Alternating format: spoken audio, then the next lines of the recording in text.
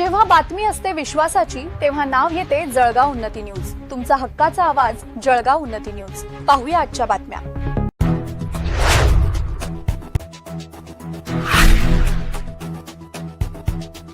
जळगाव जामोदमध्ये वनसंपदेचा लिलाव, वन विभागाच्या आशीर्वादाने सातपुड्याचा बळी. जळगाव जामोद.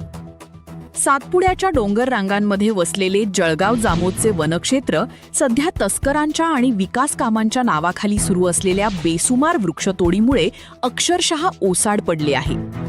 ज्या वनविभागाच्या खारद्यावर जंगलाच्या संरक्षणाची जबाबदारी आहे, त्याच विभागाच्या संशयास्पद मौनामुळे आणि आशीर्वादाने ही वृक्षतोड बिनदिक्कत सुरू असल्याची संतापजनक चर्चा तालुक्यात रंगली आहे.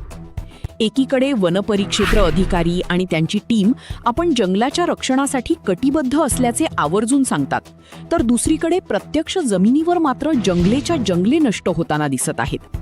नांदुरा ते जळगाव जामोद मार्गावर गेल्या 3 वर्षांपासून रोजगार हमी योजनेतून जोपासलेली झाडे महावितरणने तोडून टाकली, तेव्हा वन विभाग नेमके काय करत होता? कोट्यवधी रुपयांचा शासकीय निधी खर्च करून उभे केलेले हे वृक्ष महावितरणने कोणत्या अधिकारात कापले आणि या तोडीला परवानगी देणारे अधिकारी कोण, याचे उत्तर देण्यास आता वन विभाग टाळाटाळ करत आहे.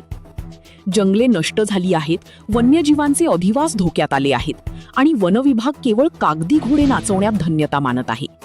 वृक्षतोड करणाऱ्यांना पाठीशी घालण्याचे काम जर विभागाकडूनच होत असेल, तर या संरक्षकांवर विश्वास तरी कोणी ठेवायचा? हे केवळ वृक्षतोड नाही, तर निसर्गाची हत्या आहे. सामान्य नागरिकांच्या समस्या ऐकण्याचे नाटक करणाऱ्या या यंत्रणेने स्वतःच्या नाकाखाली होणाऱ्या या विनाशाकडे सोयीस्कर दुर्लक्ष केले आहे.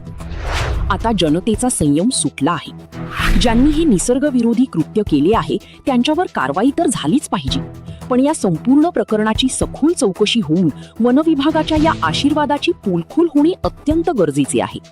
अन्यथा येणाऱ्या काळात जळगाव जामोदमध्ये नावापुरतेही जंगल उरणार नाही, हे वास्तव नाकारता येणार नाही.